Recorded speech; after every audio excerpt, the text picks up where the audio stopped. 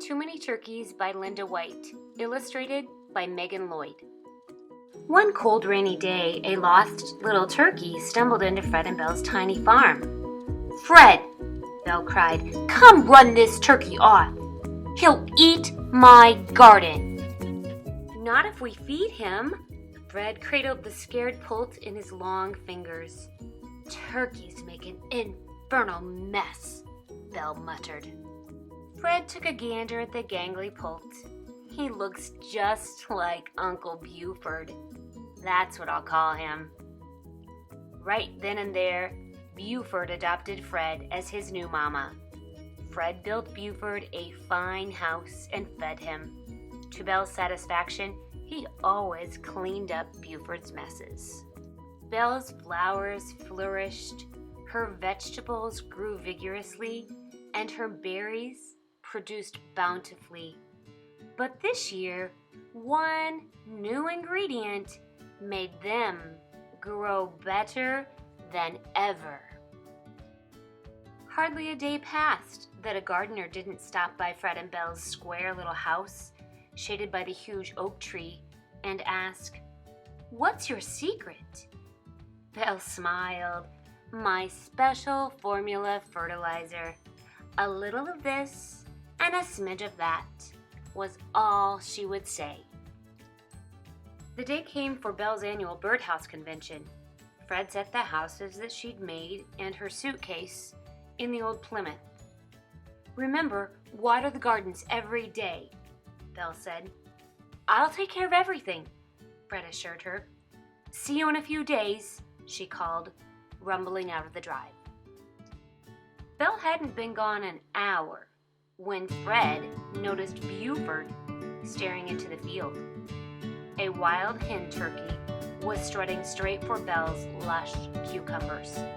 "Shoo!" Fred said. "Run along. We've already got us a turkey."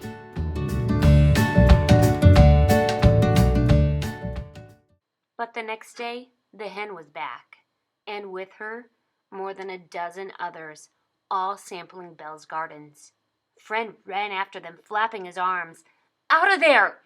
he shouted.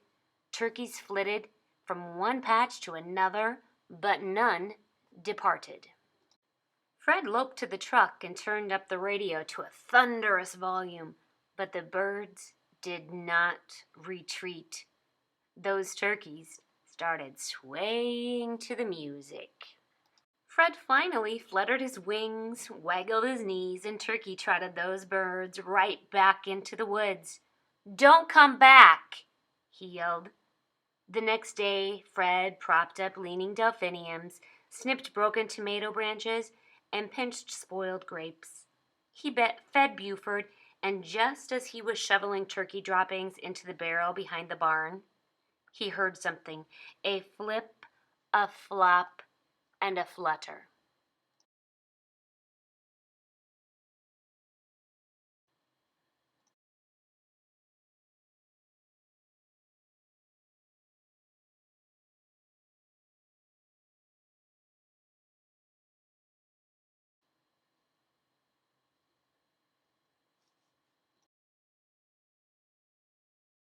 "No!"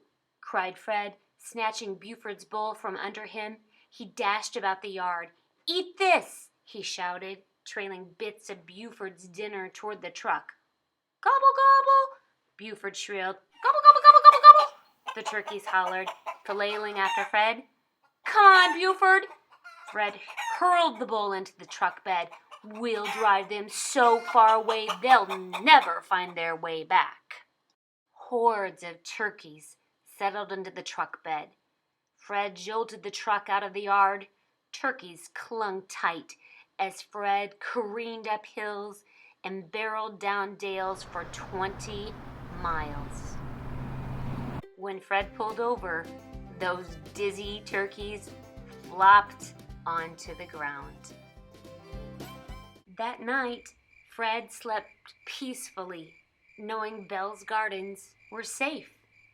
But then, as the first rays of morning sun peeked into the bedroom, Buford gobbled anxiously. Fred ran downstairs and with Buford close behind, burst through the back door to find hundreds of turkeys swarming the yard. Fred let out a howl.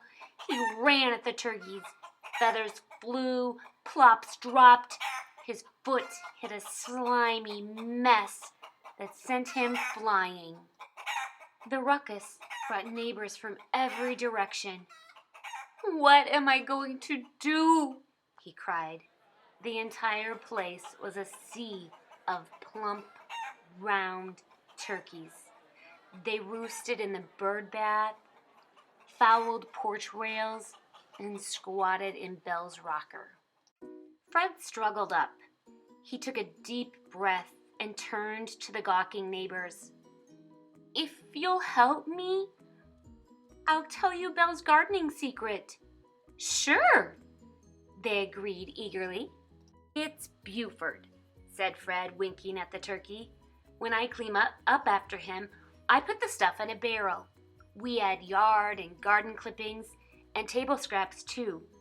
Belle mixes it and lets it set."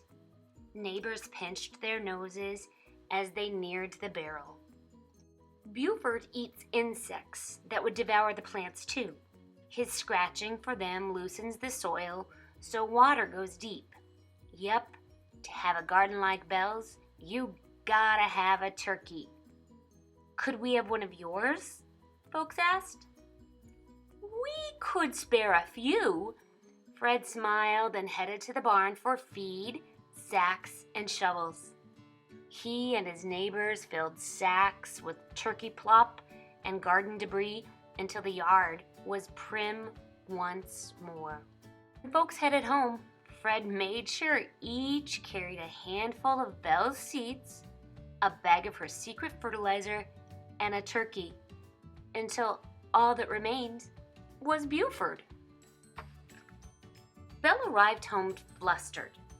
"Some of the neighbors have gone and gotten turkeys." "Is that right?" Fred asked. "I hope my secret's not out." Belle noticed her gardens. "Why, Fred, everything looks so nice. You've weeded, thinned, and even trimmed." Within weeks, every house in the county had a spectacular garden. In the corner of each stood a turkey house with a fine, well-fed turkey. Behind every barn sat a barrel. "Fred, where do you think they found so many turkeys?" "So many turkeys?" Fred's face flushed. "This site has never been prettier. You were right. It is good to have a turkey." Fred patted Buford's head and nodded. Yes, he thought, the one turkey is plenty. But then Buford had other ideas. They end. I hope you've liked this reading of Too Many Turkeys by Linda White.